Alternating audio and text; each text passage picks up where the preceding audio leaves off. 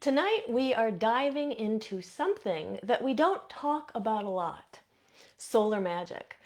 So, as witches, we are often drawn to the moon, to the mysteries, to the darkness, to our own inward journeys. But the sun also has powerful magic to offer us, especially right now at this time of the year when we are still basking in the energy of the summer solstice. So, tonight I'm going to be sharing with you various ways that you can tap into this solar magic for confidence, for manifestation, and for clarity, and for more. So, merry meet, I'm Aislin. This is Ask Aislin, and tonight we are here talking about solar magic. So, welcome to all of those who are joining us live. Say hi in the chat and let us know that you are here with us. I see Kurt is here in the chat. Welcome, Kurt, and welcome to anybody else who is joining us. So if you are with us live, as always, we're going to have a Q&A at the end, and you can leave your questions and comments in the chat. They can be about anything related to witchcraft, shadow work, and energy work. And we are going to dive right in and start to discuss, first of all, why do we talk less about solar magic? And then we'll talk about what is solar magic, and then how we can tap into it. I have a lot of different ways I'm going to share with you tonight, and I hope that after tonight's episode, you will have some new ideas of your own, and maybe be able to put some of this into practice here while we are in Litha season. So my first question for people is: do you practice solar magic, or do you feel like you are more lunar based in your practice? And just saying hi to a few more who are joining us. Taliesin and Anthony are also here. Mary Meet and Melinda, Amy and Jackie is here. Mary Meet, everybody. So who practices solar magic, or do you feel that you are more lunar based? So this episode comes out of a question I received last week about working with the sun, in particular from someone who felt that they weren't as drawn to lunar magic and didn't really feel like they synced as much to the lunar cycles, and was interested in working with solar magic. Now, I personally think that working with both energies, both lunar and solar, is important. We're going to talk a little bit about that as well, because balance is oftentimes an end goal for us as witches. We don't want to, get too imbalanced one way or the other. But sometimes we tend to lean one way or the other. And when we notice that, like for example, myself, I tend to do more lunar magic. That's a good indication that to balance myself out, I would probably want to try to bring in some more solar rituals and practices. So kind of think about where it is in your own life. Amy says she usually just does the rituals with me.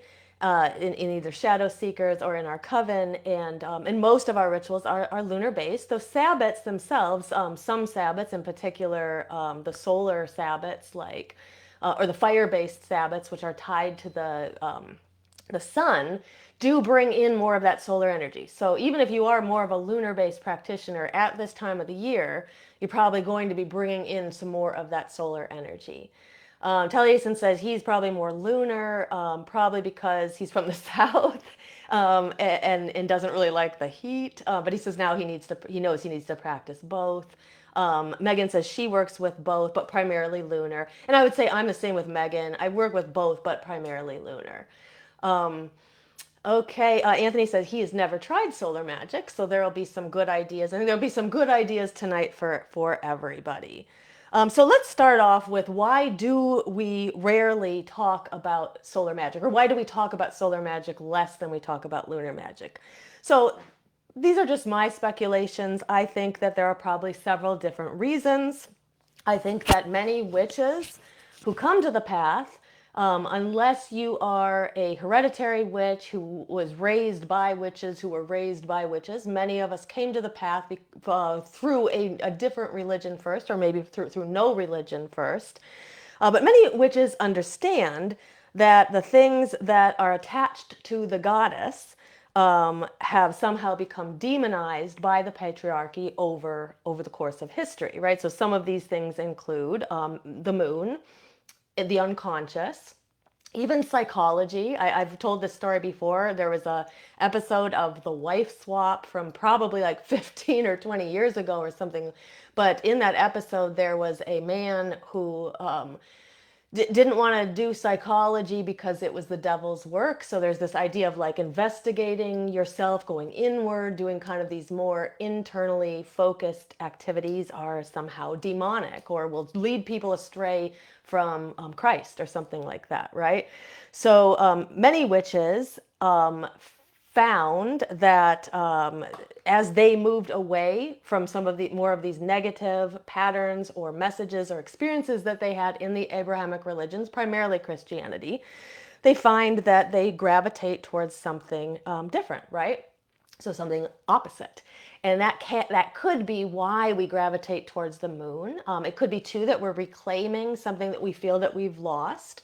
If these practices are, kind of taken out of the mainstream, sort of demonized, we still, in our souls, we long for those practices. We remember what it's like. Our soul remembers what it's like to worship the moon. And so we gravitate back towards those practices when we leave behind these old religions and we step into more the spirituality of witchcraft or the other pagan paths. So there really isn't a right or wrong answer to this, but I just wanted to open with, why do we mostly talk about the moon? I know from my own experience, I think that having grown up in a Christian church, I was very deeply devoted as a little kid, and then at some point I started asking questions about where is the divine feminine. And I grew up Methodist, so at least in Catholicism we have some of these female saints. In Methodism, there's really isn't much. There's Mary kind of peripherally, but she's just Jesus's mother, so there's no major female divine figure. And I started to ask questions about that. It didn't sit well with me. And so as I start to break away from the church, I break away from probably the masculine deities first. This is why for a long time I was just goddess based, and then eventually found that it's important to bring in balance. And I work with God and goddess now, but at least in the beginning I was mostly goddess based. I was mostly lunar based. So we tend to gravitate towards something away from the thing that we're leaving. And then maybe later we come back more to the center to find balance. So think about it. Again, these are just questions to ask yourself. Why do you think most witches tend to be more lunar based or work with lunar based magic more? But the solar-based, the reality is that solar-based magic, kind of being able to harness that opposite energy of the sun, of light, of heat, of life force, this is so important for us if we want that balance and if we want to make sure that we're able to, draw in all of the different types of energies that there are out there. So for magical or for energetic work or for personal development, all of these goals that a person might have, they can absolutely tap into solar magic to achieve those goals and harness that energy there. So lunar magic itself is very reflective. It is very intuitive. It's turning inward. It's about our psychic awareness, our intuition. Solar magic is more outward. It's more projective. It tends to be more about manifestation, activity. It can be about belief and confidence. So let's say a person has an intention like self-belief or confidence, right? Which are two intentions that a lot of people in our community have. They feel like if I could only break past whatever's holding me back in my belief and my confidence in myself, then I could step into my power, right? And many of you have probably said some things along those lines. So if we're working with our intuition, we want to work with lunar energy in order to deepen our connection to our unconscious. We're probably going to be doing some shadow work. We're going to be maybe working with some lunar-based deities, perhaps during lunar cycles. But then, if we wanted to continue to work with our psychic awareness, our intuition, and we're struggling with confidence, we want to work with the solar energy. So see, working with both of these energies really can work for any intention, not just the one I'm mentioning here. So why don't we dive in now, and we're going to start talking. First, we'll start talking about the correspondences of the sun, because I know as witches, we love our correspondences. So you can use any of the correspondences to build spells and practices that would be tapping into the energy of the sun. And then we're going to talk about, I think there's like 8 or 9 different practices I have to talk to you about tonight. And so hopefully you'll find one or two that resonate and you can try them out here while we're at the summer solstice. So correspondences. So the sun is a masculine-based energy, and whenever we're using these words masculine and feminine, we just want to pause. It's not about male or female. It's not about gender of any type. It's just these are just energies, and solar energy we call masculine energy. It is also related to the divine masculine and also to the fire element. So if you're working with elements in your practice and you want to tap into solar energy, then you want to really be focusing on the fire element. Now, the time of day that is connected to solar magic is midday, in particular solar noon. The time of year on the wheel of the year is summer. So these are all like the height of the height of the peak of these cycles, right? As far as like astrological energy, this would be, some sources will say only Cancer season because that's the, or actually they'll say either Cancer season or Leo season. But I would say Cancer season, Leo season, and Virgo season, all 3 seasons that encompass summer, essentially. The sun also is the source of prana or life force. So in different traditions, there are different words to talk about life energy or life force. And in the East, in a Eastern tradition, which is the one that I mostly study, you know, connected to tantric yoga and prana, which is life energy, is inside of all of us. It's your breath. You receive prana when you breathe in. You receive prana when you eat food. You receive prana when you drink water. But the idea is that prana comes from the sun. So especially if you think about like where does all of our energy come from in our food, it first comes from the sun, right? The sun gives energy to plants. And then there's energy in the plants that we may eat or other animals may eat. And then if we eat those animals, then somewhere along this line, we are receiving the energy from the sun. The sun or solar energy also represents the conscious mind, whereas the lunar energy is connected to our unconscious. That's why we use it so much in shadow work. Solar energy is about our conscious mind. It's about our ego, which sometimes we think ego is bad. Ego isn't bad. People talk about like breaking away from the ego, and certainly in shadow work, we are looking to, you know, our ego helps to create the mask that we wear, and we're trying to unmask ourselves and break free of everything, you know, that's kind of holding us back, or this face that we turn to the world because we think it's what everybody wants to see. The ego itself is our personality, so it's not bad. It's just it's bad if it takes control or it takes over, and there's nothing else that we're exploring. The solar energy is also our core identity, and is also a symbol of sovereignty. So so if you are trying to create sovereignty, so perhaps you feel like you don't have a lot of control, you can tap into solar energy to find more control, to find more sovereignty. So why would we work with solar energy? Well, first, you might want to connect to your inner fire. So sometimes people will say, I'm lacking energy. I don't, you know, I have all these plans and all these thoughts, and I just don't know how to put them out and make them manifest, or, sorry, or how to, you know, get the ball rolling. So solar energy can help with this. It can support your manifestation. So absolutely, I manifest with lunar energy all the time, but solar energy can support manifestation by feeding that more fiery solar energy into it. Solar energy can bring you more clarity. So if you are having a problem and you feel like it's like things are very cloudy or murky, or you can't see very clearly, you can do some solar practices or rituals or spells in order to gain clarity. Solar energy is about self-belief and confidence, which we talked about earlier.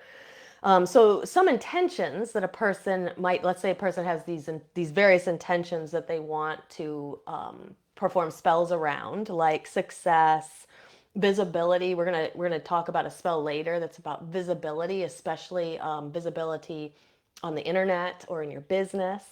Solar energy spells could be about growth, about recognition, personal empowerment, just stepping into your power, health and vitality. So any of these intentions, you can put lunar energy behind them. But they really are very much aligned. Health is very much aligned with solar energy as well. Cutting through confusion or indecision. So if you're having trouble deciding something, solar magic could help you because it shines a light on everything, on all sides and all pieces of the problem. So you can see it clearly, and then it may help you make a better decision. And for empaths especially, solar energy can help you balance out the emotional intensity of doing some of that deep lunar work. So in our Shadow Seekers membership, we do a lot of deep lunar work all the time. We're always meeting at the dark moon. Most months we meet on the dark moon, and we do something. If you are on a shadow work journey, you know it's intense, you know it's deep, you know it's tough work, right? It's necessary work, but it's tough work. But sometimes the solar energy can give you a break or relief from that deep intensity that you're always working at with the lunar energy. And for empaths, this type of balance can be especially important. So a few more correspondences for those who love correspondences. Let's talk about some colors. These ones are kind of self-explanatory. Gold, yellow, orange, fiery red. Symbols. So the symbol of the sun is the circle or the solar wheel. So a solar wheel is a circle with a even armed cross in the center of it. So it's actually a great symbol that you can draw. We'll talk a little bit later about some candle magic. You can draw solar symbols on candles. You can make sigils out of them and burn them. So those are good symbols for the sun. Animals that are connected to the sun. So you can bring symbols of these animals like onto an altar space or into spell work or ritual practices that you're doing when you're working with solar energy. So lions, very much connected to the sun. I mean, Leo season's right smack in the middle of the summer, right at the peak of the sun's power, and I should take that back. The peak of the sun's power is technically Litha, but from our perspective, we tend to feel like it tends to feel like summer peaks around Lunaza and around kind of the height of Leo season. So lions and the big cats, tigers, leopards, panthers, all of these are connected to the fire element and to the sun. The rooster is connected to the sun. The horse. So in the myth of Helios, his chariot is brought across the sun or across the sky every day, pulling the sun, and two horses pull that chariot. Lizards are also connected to the sun. Dragons, if you work with mythical animals as well. So any of these animals or symbols can be brought into an altar space or a working to tap into solar energy. Crystals for solar energy. So my list is never exhaustive, as I'm quick to point out. These are just a few that I like for solar magic. The sunstone is one of my new favorites. Beth recently got me a sunstone she brought back from her trip to Arizona. Sunstone is really nice. It's for confidence and joy and leadership. Citrine is another great stone for the solar plexus, which is your own internal sun, and we'll be talking about that in a bit. Citrine is also good for prosperity and for clarity, and again, connecting to the solar plexus. Amber is a stone that has been used since ancient times to connect to the sun. It is a stone of healing and of cleansing and clearing. Tiger's Eye is a good stone for courage and for willpower, but it's also a highly protective stone as well. So if you want to protect yourself through kind of fiery solar energy, Tiger's Eye is a good one to use. And then, of course, I mentioned the chakra associated with the sun is the solar plexus, your own internal sun. Now, if you are somebody who works with herbs, you can also bring herbs into your practice, and so all these correspondences, like I said, so like in a bit, we're going to talk about 8 or 9 different rituals and practices you can do, but you can also make up your own, right? So you could take some of these stones and symbols of these animals and the even armed cross in the solar wheel and a couple of these herbs, and you can make your own spell out of all of these correspondences. So that's why I like to, also bring these up, not just the full practices we're going to talk about. So good solar fiery herbs, calendula. Calendula is extremely good. It's some will call it the sunshine. It's sunshine in flower form, essentially. It is very healing. It brings brightness into your space. So you can use dried calendula, or you can use calendula oil or tinctures. Sunflower is a flower of abundance and of optimism and of joy. So that's, you see joy is kind of a theme, and brightness and happiness is going to be a theme with a lot of these correspondences. Citrus of any kind, orange, lemon, bergamot, I like. They're good for purification. They're very uplifting. If you smell like citrus oil, it can pep you up. It can lighten your mood and lift your mood. Bay leaf is very much a solar related herb. It is excellent for manifestation spells, so writing things on bay leaves and then burning them. And then rather than do that at night, you could do it in the daytime underneath the peak of the sun at noon. And that would be a way to also increase the energy of the solar power through, doing it at that time of day. Another a couple of herbs that are very fiery and very solar related would be cinnamon and also basil, two very good herbs for money drawing as well.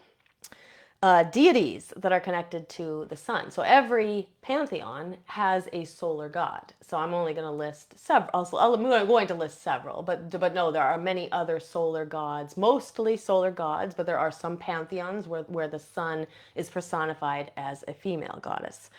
So Apollo is a sun god. He's a Greek god of music, of prophecy, and of healing.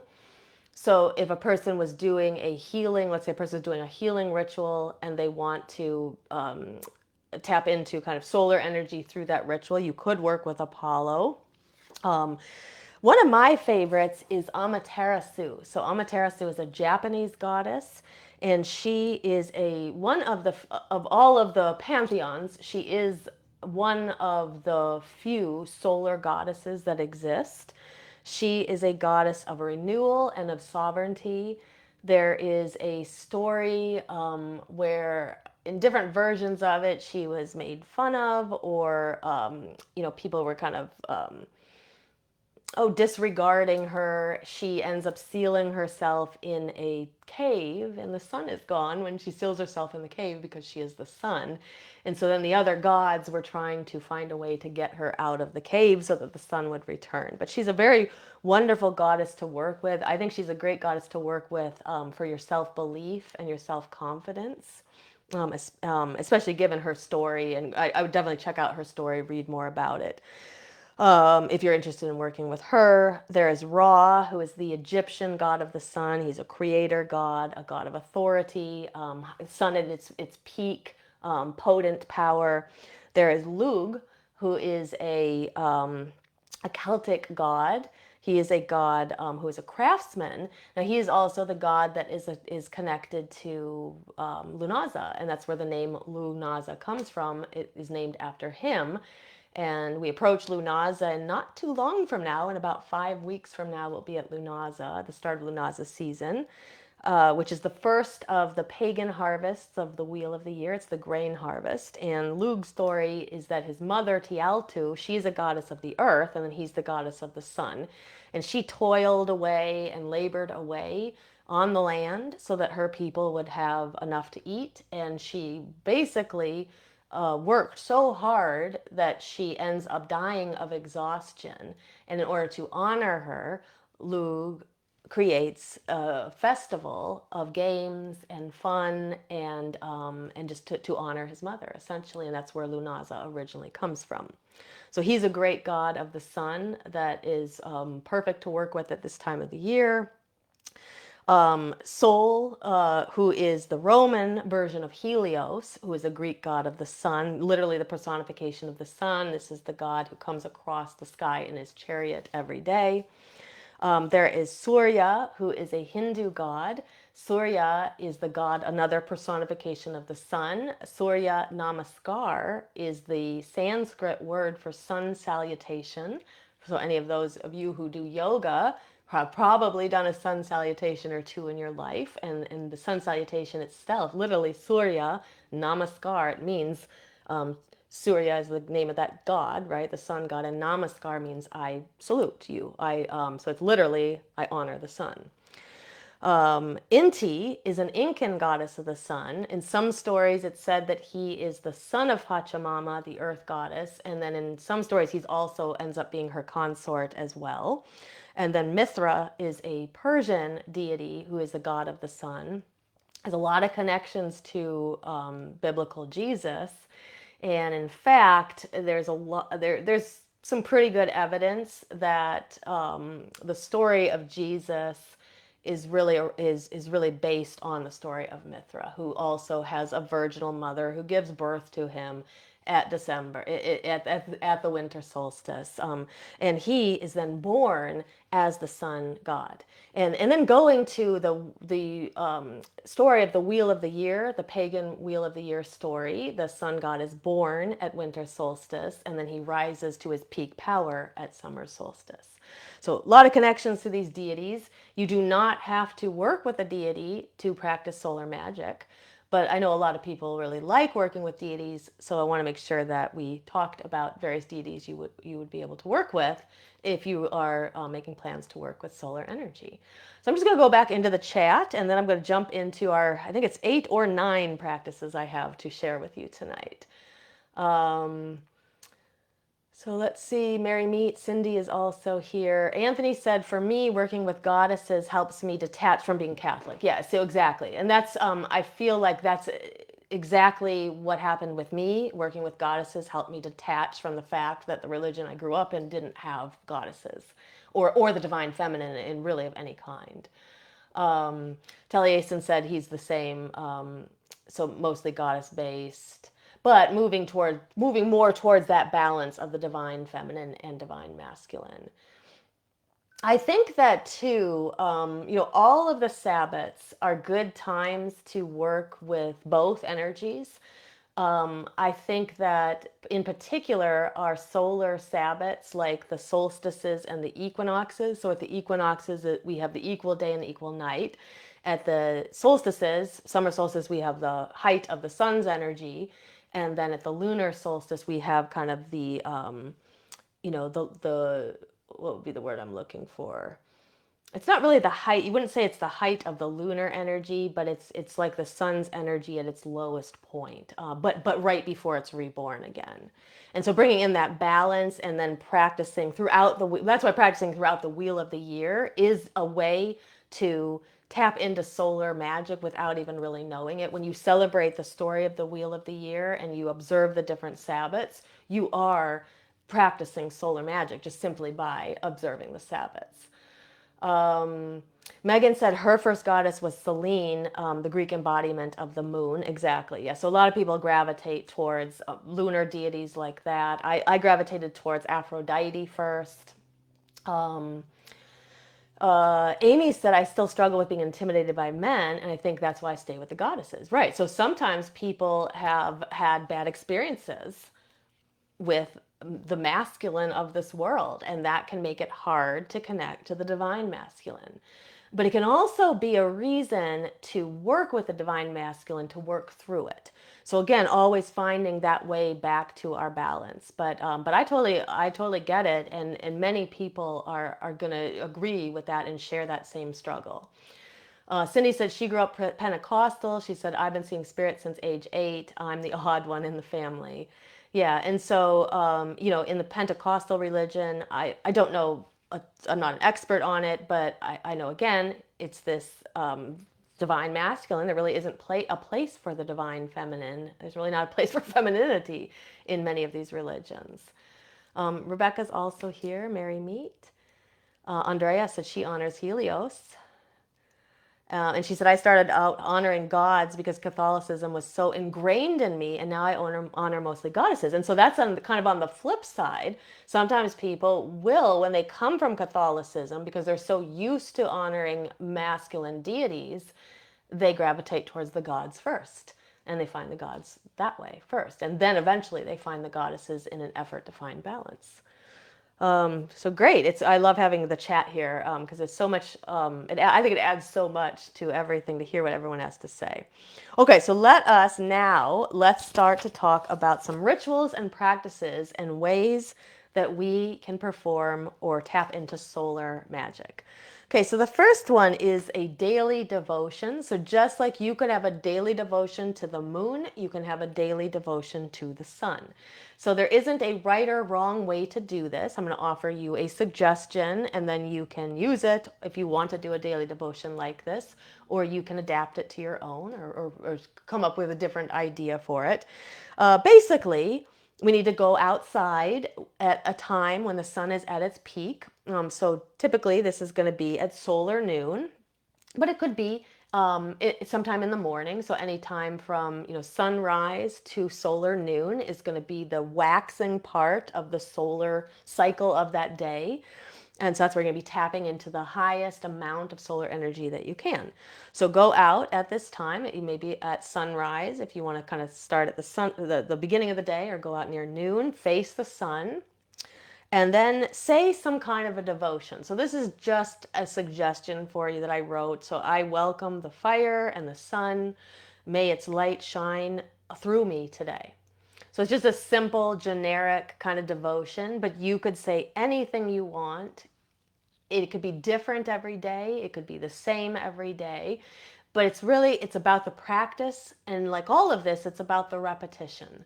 So we don't want to go out and do a sunrise devotional once and then say, okay, I did it. I've done solar magic. It's like if it becomes important to you and you think it's a practice that you could benefit from, you want to do it often. You don't have to do it every day, but you want to do it once a week, a couple times a week. And so you make it more of like a regular practice. So this is a good way to start out your day. It's very uplifting. It fills you with that positive solar energy. It can also be very grounding and centering. And so if you are somebody who struggles with grounding, if you want to come from a grounded and centered place, you want to start your day that way, trying something like this, a sunrise devotion or a noon devotion or something like that. I don't get up really before noon.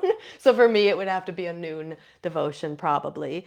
But the other thing that I mentioned in last week's episode, because there was a question about solar magic, and so I mentioned this, and I want to mention it again here, is I had this teacher, and she said that you can energize your chakras. Like we're always working on the front side of the body, but we forget the chakras also have a back side. And so we can energize our chakras, our chakra system, by standing with the sun against our back, and in particular against the back of your neck. So if you have long hair, you would want to move it out of the way, and then standing and letting the sun fall on the back of your neck can energize your entire chakra system. And that was a daily practice she did every single day, and she taught to me as well. So I like that little practice. Another kind of way to do a daily devotion to the sun is through drawing down the sun. So drawing down the sun is similar to drawing down the moon. You stand in the sunlight, and as you breathe in, you kind of imagine yourself inhaling the solar energy and feeling it kind of radiating down and into your body. And remember, the solar energy is the source of prana, and prana is your breath, it's your life force. And when you breathe in, you're taking in this solar energy, and then you can bring it down into your body, and you can bring it down into your solar plexus, would be a good place to bring it. But you can also bring it down into any part of your body that you want to energize or heal. Like, so you have a bad knee and you want to use the solar energy to do some healing magic on your knee. So breathe in the solar energy, draw it down into your body, and then imagine bringing it down into your knee as you exhale.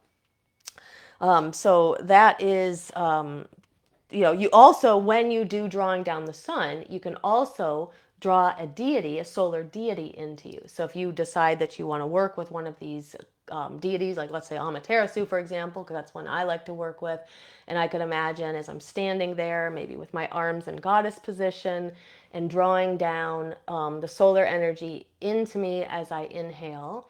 And as I do that, also imagining drawing Amaterasu, her energy, down into my body as well.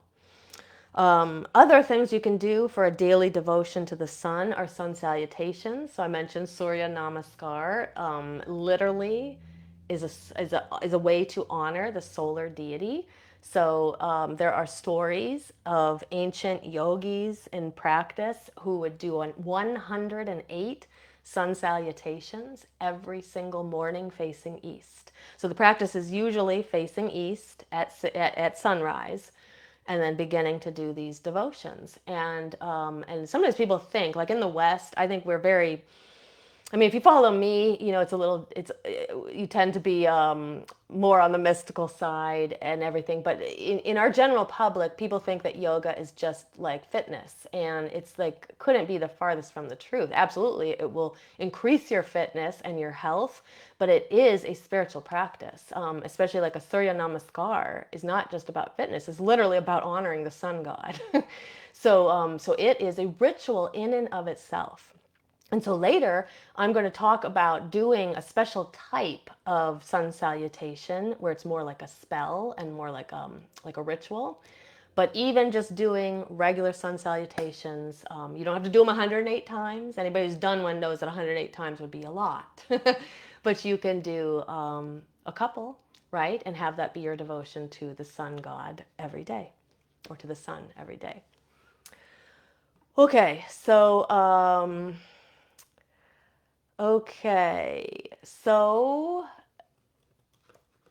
Melinda had a question about finding solar noon, and it's a very good question. So it typically, I think if you were to look at,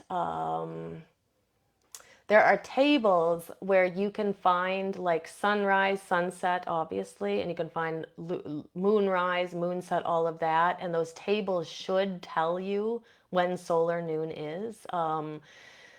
It's usually not at 12 p.m. in the local time. It's sometime around that. But like if you can't find it, 12 p.m. is fine. It's close enough. But there are tables where you should be able to find solar noon. Afterwards, I will see if I can find one and put it in the... Oh, okay. Here we go. Let me put this in the chat right now. I just found it. So this right here is set for Los Angeles. So you just change it to your time zone because it just set Los Angeles because I'm here in LA. But it will show you the peak of the cycle. And so it said that today it was at 12:57 p.m. So there you go. You can find solar noon that way. Okay. If you're watching on YouTube later, that link will also be below the video in the comments. Okay, so let's move on because we've got a lot of other practices to talk about, and I'm going to rapidly run out of time here. So the next idea is making sun water. So we did talk a little bit about this last episode when I answered the question about working with solar energy. Sun water is like moon water, but we leave it out in direct sunlight. Typically, people will leave it from sunrise until solar noon. But it can be left out at any time in the sun. I would recommend that you do it before solar noon because see once you hit solar noon of that day, you are now essentially in the waning half of the sun's ascent, and the sun is now in its descent. So while you can absolutely still tap into solar energy when the sun is in its descent, you're tapping into the sun's energy when it's in its descent. So you're going to tap into more of its peak energy on its way up. And that's why you would want to probably charge your water when the sun is at more of its peak energy, more of its potent energy. So sunrise to solar noon. People will often also add crystals or stones to the water. You would want to make sure that any of the stones that you added were water safe, and that's easy. If there's a stone that you're thinking of using, you just Google, is citrine water safe? I am not. I don't make solar water really and put stones in it, so I'm not sure the answer to that question. The other thing you would want to check too is if the stones that you were using were solar safe. So solar safe and water safe. So here I asked the question, yes, citrine is considered safe to place in water. So but you would want to make sure that you asked that question or you found that answer before you did this because you don't want to ruin your stones. But you can place the stones in your water or you can just charge the water itself. Afterwards, you want to remove the water. I would remove it once you get to solar noon. I would definitely remove it before the sun goes down, or now we're actually going to have lunar energy in it as well. This water can be used for spritzing yourself for energy. So you could put it in a spritz bottle. You can even add some essential oils to that water afterwards, and you can spritz yourself if you need a pick-me-up or you just want some solar energy in your space. You can spritz it around your space as well. You could cleanse your circle with it. You could cleanse tools with it. You could use it for protection. You can use it to anoint your solar plexus if you want to work with your solar plexus. You can use it to, I said, charge in your tools and your candles. You can add it to spell work. You can drink it. You can cook with it. So any of the things that you can do with lunar water, you can do with solar water. It just has the solar energy in it, not lunar energy. Okay, so next thing up is a solar candle spell. So typically when we're tapping into solar energy, we're usually going to be working with orange or yellow candles. You could work with red candles as well if you're tapping into the fire energy. I really like yellow candles for solar because the solar plexus is associated with the color yellow. So then we kind of have the double we get the double association there. So it's not just about solar energy, it's also about our solar plexus. Now you can dress your candle with oils. So I like to use cinnamon or citrus, again, both connected to sun. And it sort of depends on what kind of intention I am doing the spell for. If you have never dressed a candle before, it's very easy. I'll probably do an episode in the future where I show how to do that again. I think I have one in the past. I know in our Demystifying Witchcraft course, we go into a whole thing about how to dress candles. But usually what you do is you take your candle and then you take the oil that you're going to use and you rub it into the candle. I like to start in the middle and then I rub it all the way up to the wick. And then I go back to the middle and then I rub it all the way down to the base and you coat the candle with it. And then if you would like to roll it in herbs, so then you could get like calendula, or you could get bay leaves crushed up, or you could get some ground cinnamon or some other kind of, or basil crushed up. And you can place that on a piece of paper, put the herbs on a piece of paper, and then you roll the candle in it. And because the candle has been dressed with the oil, it's going to pick up all the herbs. And now we have a candle that is dressed with oil and with herbs, and now it's charged. It's doubly charged because, well, actually triply, because we have the color, and then we have the oil, and then we have the herbs. And so you're just you're stacking or layering on top of it these different catalysts that are furthering your energy, in this case, your solar energy that you're working with. Now, you can also, you would have to do this before you dressed the candle. If you want to carve any symbols into the candle, you would do it first, and then you would dress the candle. I would suggest like the solar wheel. So remember that circle with the even armed cross. That would be a really good symbol to carve into a solar candle. Or you can carve into the candle an affirmation, and it can be in English. So like, I radiate self-confidence. So what is it that you want? What is the goal of the candle spell? That you can write that on the candle. Or you can make a sigil out of I radiate self-confidence. You can make a sigil, and then you could carve that into the candle. So a lot of possibilities here. And then I would recommend lighting the candle at solar noon, and for the greatest potency, but it can be lit anytime while the sun is up, and you'll still be tapping into solar energy. So that's a very simple candle spell. So sometimes people think we have to be really big and elaborate with things, and we don't. It can be as simple as a candle. You don't even have to use the herbs and the oils.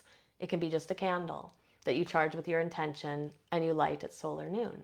But then you can add on the other things if you want to do more, right? But you don't have to. Next up, solar plexus empowerment ritual. So this is a little ritual where you will go out in the sun It's best for when you're trying to establish some self-worth, you're trying to increase your confidence, you're trying to strengthen your boundaries. So one of the kind of a shadow side of the solar plexus is where people don't have a so let's say like your solar plexus, you feel like you're a little weak in that area, right? You don't have that strength in the solar plexus. And so you're more susceptible to being pulled in different directions by people who are testing your boundaries. So like we want to say no, but then you feel bad. And so then you say yes, and then you're upset and you're resenting it. And I'm sure people have been there before. So if you're trying to really establish your good boundaries, sometimes that can come from, you need to strengthen your solar plexus. And once you do that, you'll have an easier ability to keep the boundaries that you've created. So for this spell, you will sit, or I would say even better, I would lie down somewhere in the sun and place a sunstone or a citrine or any other stone that you connect to the solar plexus, place it right on your solar plexus.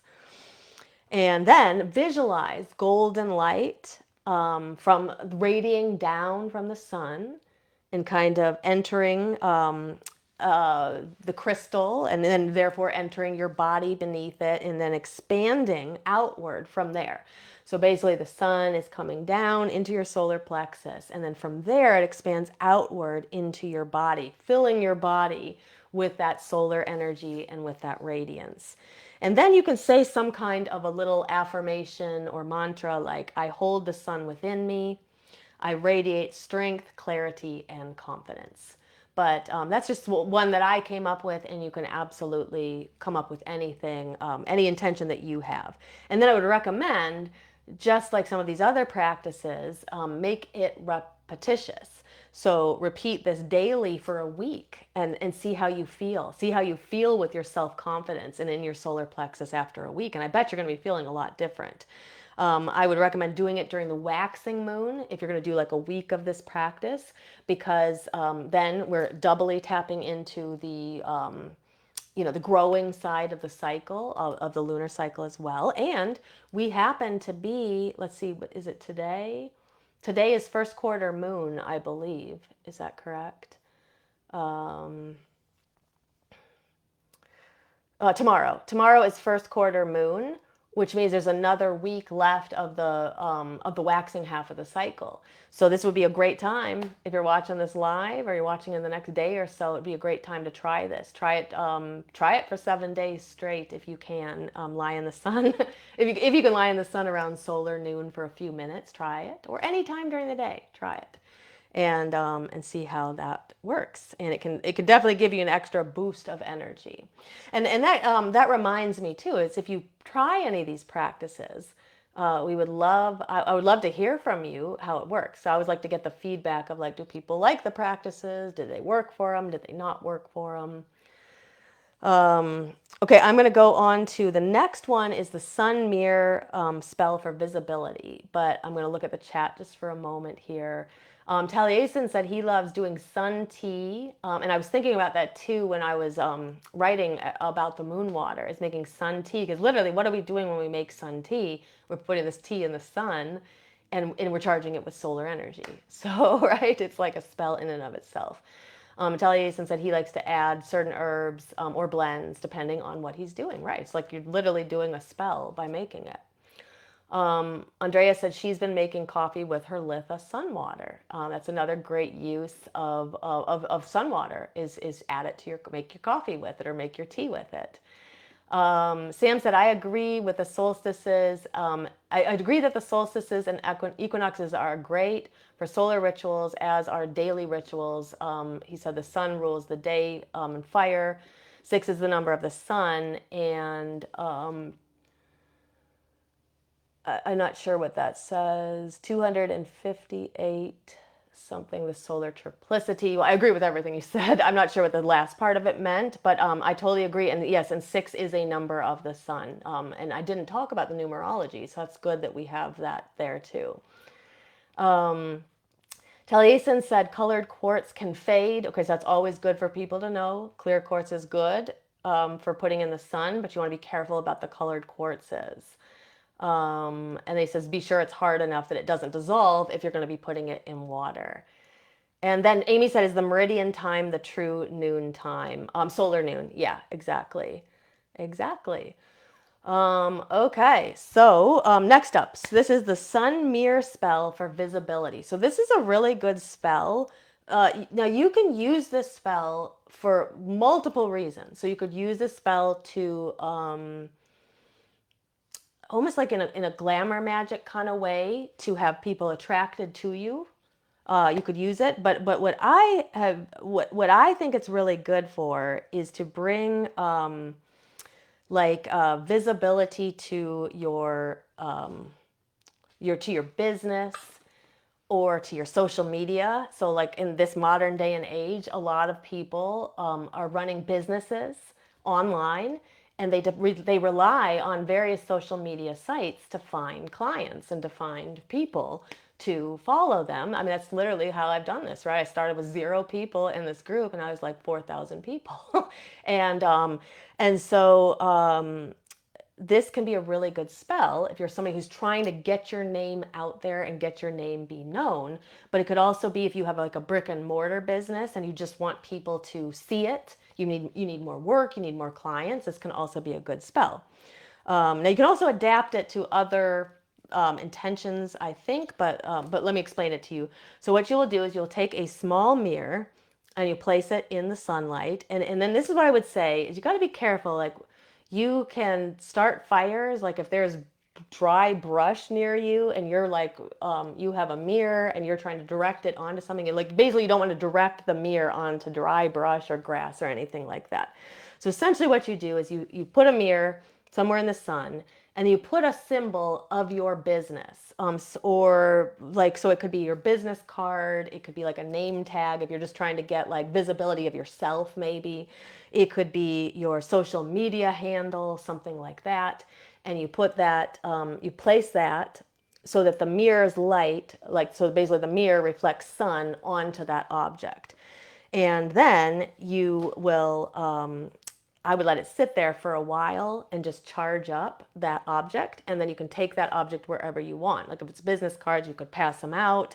If it's something where you put like your social media handle or your name tag or something, you could put that in your workspace. You could put that on your altar. And then as the light is kind of reflecting on that symbolic object, you can say something like the sun, I am seen, I attract the attention meant for me. And so it's really good. So you could see where you could use it as kind of like a glamour or an attraction spell as well, because you're trying to attract visibility toward you for whatever your goal is. And then you'll let the mirror charge the symbol, for a while, and then you'll place it on your altar or your workspace. So I really like that spell a lot, and I think it's different because we don't talk about like visibility a lot, a spell for visibility, especially in the modern age when people are trying to build businesses online. But it could also be like maybe you're not trying to build a business, but you're trying to promote your music, or you're trying to promote your art, or back when our band was playing, it would have been a good spell to do then, like when we had shows or something like that. Put one of the flyers from the show and have that be the symbol. So, okay, next up is the 7-day solar candle. So this is another kind of candle spell that you can use, and I like this one. I personally really like 7-day spells a lot. So this is a good spell. 7-day spells, candle spells, are good spells for building momentum, because you don't just, it's not a one and done kind of thing. And so sometimes we light a candle, we just burn it all the way down. But it can be nice to burn it down at the same time every day for the course of 7 days. Good for momentum building, good for achieving like longer term or bigger goals that you might have. So right now, this isn't a solar candle spell, but I am doing a 7-day candle spell right now for my friend who is, oh my God, it's just such a crazy story, but he had a pet sitter who never left his house and is squatting in his apartment right now. And he's somebody who travels for business, and he's coming back home tonight from Europe. And so I've got this spell going to hopefully have a good outcome for him when he gets back to easily be able to get rid of this person who's now like established squatters' rights and things like that. So 7 day spells I think are really good for big workings like that where you anticipate perhaps some difficulty. But here's an idea for just simply like kind of infusing yourself with solar energy. So each day at solar noon or the same time of the day when the sun is out, you're going to light a candle and you want to state an action or an intention or a step that's related to your goal. So let's say you have a big goal, right? And there's many different steps.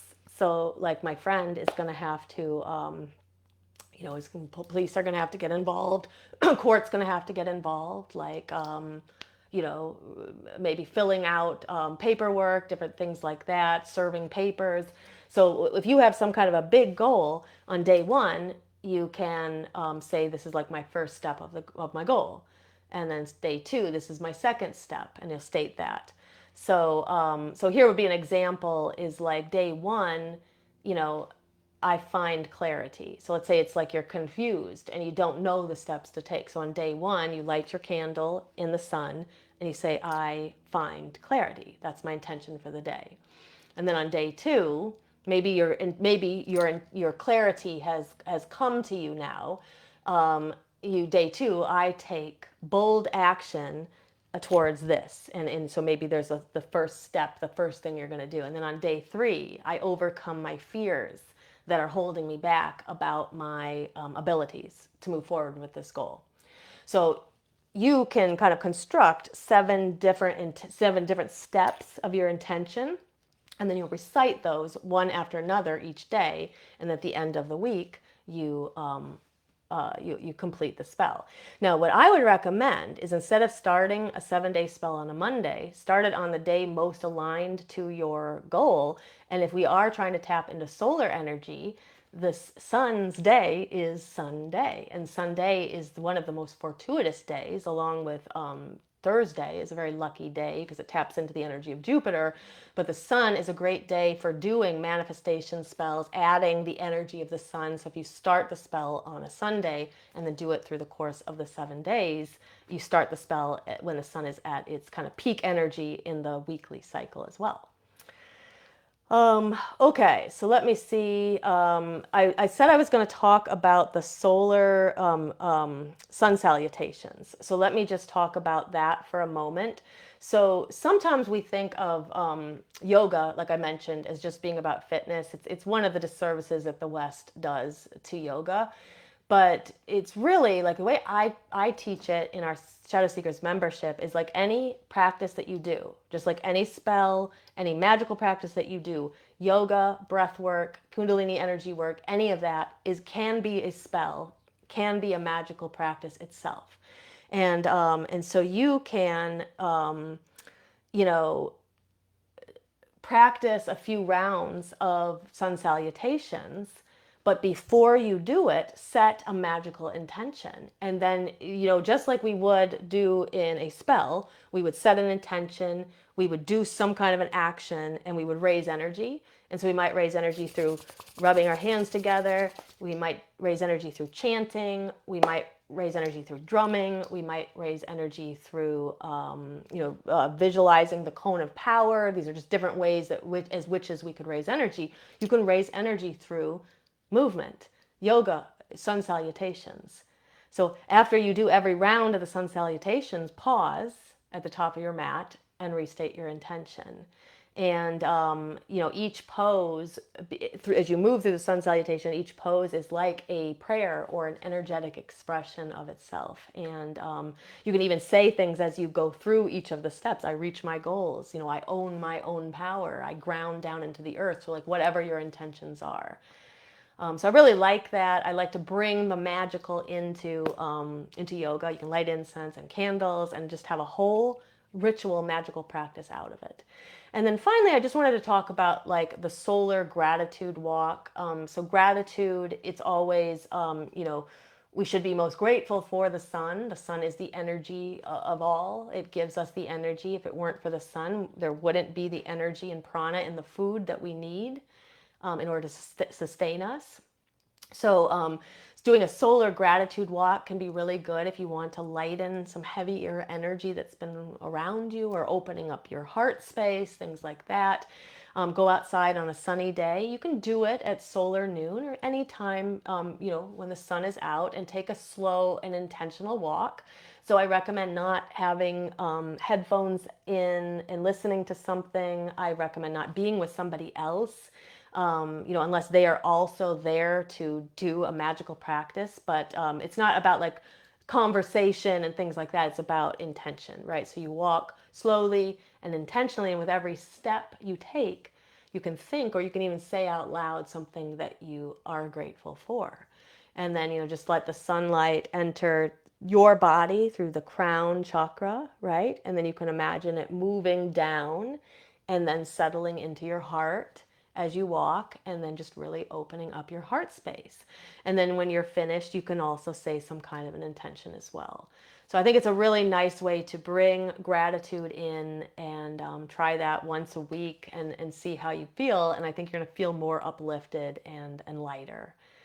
So I hope that all of that helps, and I hope it gives you some ideas of how a person could use solar energy. Again, it's about balance, and it's about,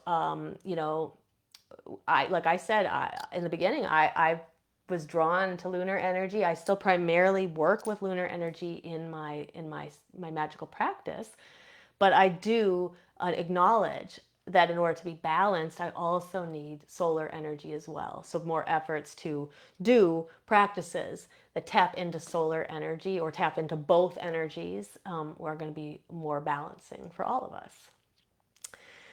All right, so I'm going to move on to the Q&A, and I hope all of that. Let me know if there are any other ways that you work with the solar energy that I didn't think of either. We'd love to hear from you guys.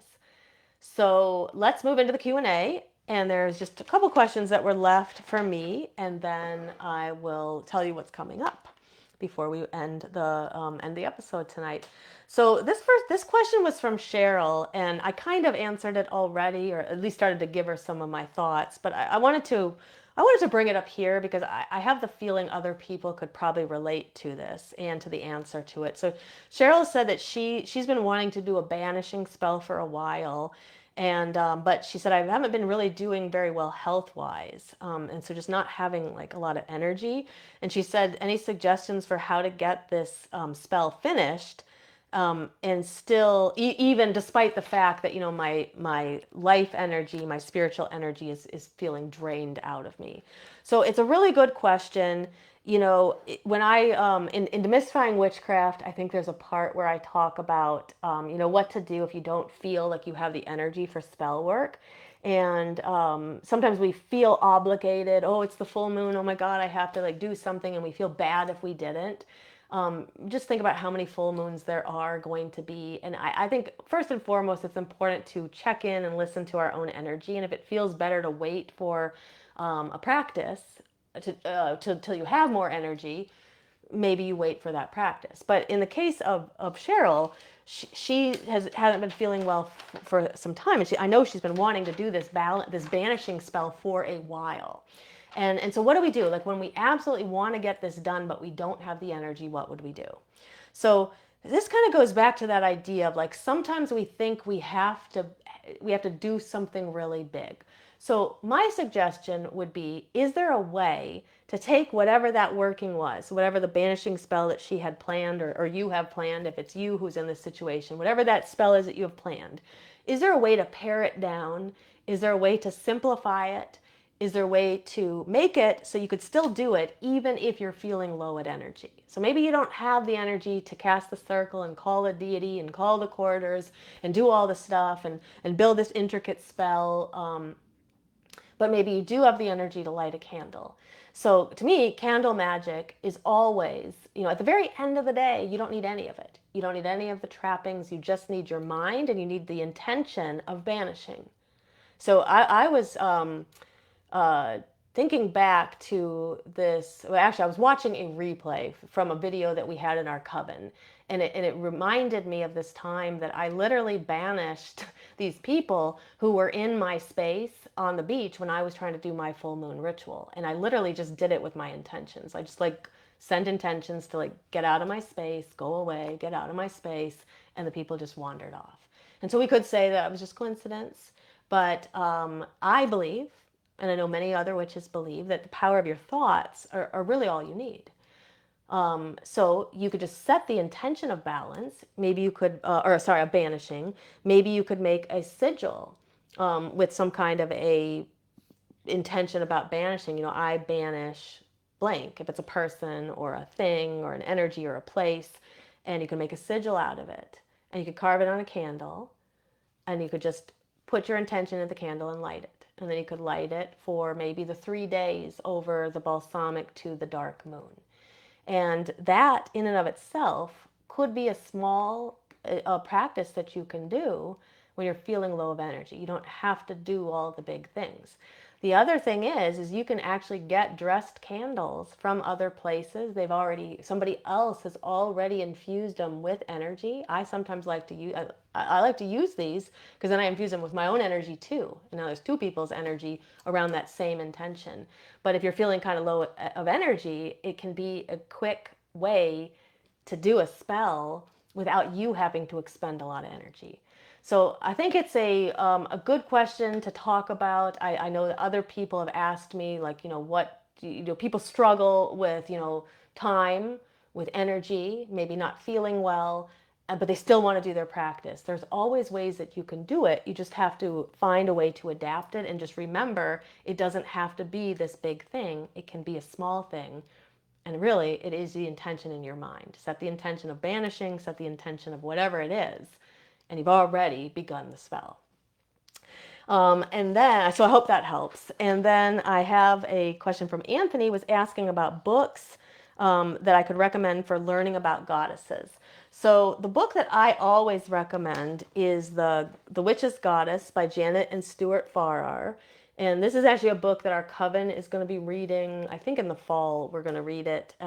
And I really like this book a lot. My book is well loved. It's got lots of notes in it and papers. We've done it in our book circle before. So this book is really nice. It talks about the goddess in history. It goes into the Earth Mother. It talks about the menstruating goddess. So the goddess in like all of her different forms, like archetypally. But then it goes into specific goddesses, like Demeter and Persephone, Epona, here's Ishtar. There's all different goddesses. And then what I really like about this book, so there's different chapters on all these different goddesses, Arianrod, Aradia, like lots of different goddesses, right? And then at the very end, there is this glossary that's probably like a third or a fourth of the book. And I've always been surprised by how many goddesses are back here. It's like almost everyone, like everyone I think to look up, I'm like, surely they won't have this goddess there. And she's in here. And she may only be a line or two, but they do a really good job of compiling all of the different goddesses. So I really love this book a lot. I highly recommend it.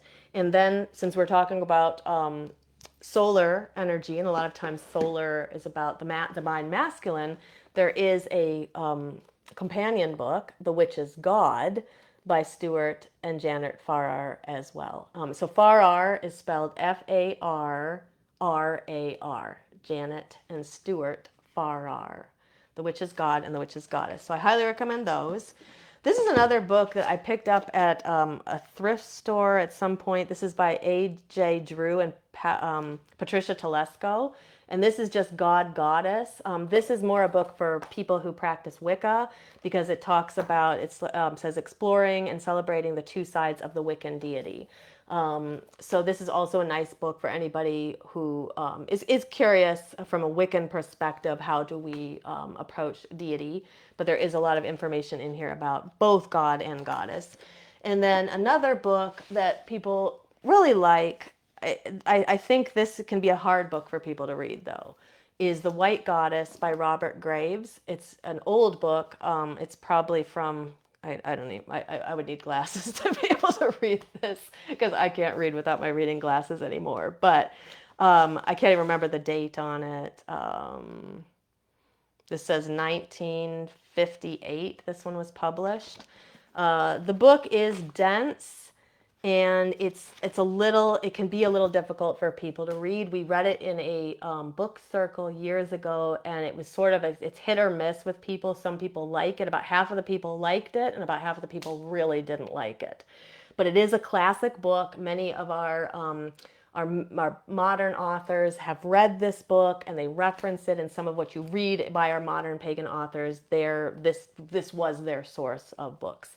So anyway, the White Goddess by Robert Graves is also, if you're somebody who's into dense books, just know I did warn you, though it's a very dense book. But I would definitely, if you just want an overview of gods and goddesses, I can't recommend this book enough. The Witch's Goddess by Janet and Stuart Farrar. Okay, so let me just check to see if there is anything in the chat. Any other questions here for me? And then I'm going to tell you what's coming up. So Anthony said he already added it to his cart. Yeah, no problem. Yeah, I hope you enjoy it. It's a really, really great book. Okay. Taliesin said a snake got into his house and he just spent some time trying to get it. Wow. That is interesting, huh? I hope you got it out of there easily. Sonia said, I have some difficulty with the idea of the masculine god because the conservative way I was raised and my mother being so fearful kind of twisted up with it as I grew. Shadow work recommends would be lovely. Yeah. Yeah, so I think that for you, Sonia, and anybody who does want to work through some resistance they might have to the masculine, the divine masculine, because of this world that we live in, I think that in your shadow work, it's worth looking at the father wound. And in Shadow Seekers, Sonia is a Shadow Seekers member. In Shadow Seekers, we have the workshop on the exploring the father wound. I would look at that. We are also probably in the next couple of months. It's somewhere in the next 2 to 3 months. I think we're doing a workshop on the divine feminine archetypes and the divine masculine archetypes. So we're going to be getting into some good shadow work through the archetypes with the divine masculine, and you'll really, I think you'll benefit from that as you are trying to work through some of those resistances. But I think I would probably, when it comes time for you to sit down and do some shadow work, so let's say you start feeling prepared and ready to do it as the dark moon comes, maybe contemplating some of these questions of what are your resistances? See if you can get down to the core of what they are. At the surface, we know it's about the way that that many of us were raised, and we have these resistances to that those conservative ways. A mother who has fear, things like that. See if you can break some of that down, and sometimes just asking the questions or thinking about it will start to help you make the connections of where it comes from, and then starting to release some of that. Especially if you're carrying your mom's fear, it's not your fear, right? You inherited it, but you can let go of some of that then in a dark moon ritual. I let go of my mom's fear. Or I let go of my fear of the masculine or the divine masculine that's connected to my mom. Things like that could really help. All right, so coming up next week, I think, speaking of, I think we're doing more dark goddesses for shadow work. So I had one more episode on the dark deities and shadow work, and so I think we're going to be doing it on 7/8 next week. And then from there, I don't know what we're doing the following week. But again, I'm opening up to suggestions from people.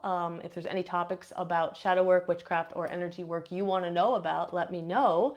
And if it's something I know about and I can do an episode on it, I absolutely will. So let me know. Reach out to me.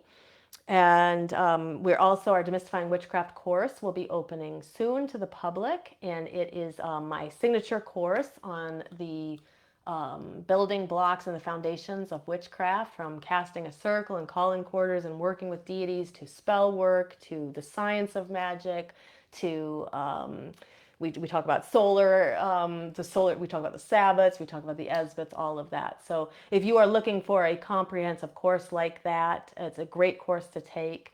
It's when it opens up, it will be at a lower price than it will probably eventually be. So this would be a good time to buy it when it opens up. And you also, there's a couple great perks to it. Number one, everything I add to it in the future, you get no cost. And I do plan to add more to it and improve it in the future. And number two, anyone who completes the course gets an invitation to join our Coven of Midnight's Flame. So something to think about. That will be coming out soon. And to kick it off, I will be doing a free workshop on money magic sometime in mid-July. I'm looking at the week of the 15th, I think, so in just 2 weeks. And we'll actually be teaching you a money magic spell and some other practices during that. So look for more information about that.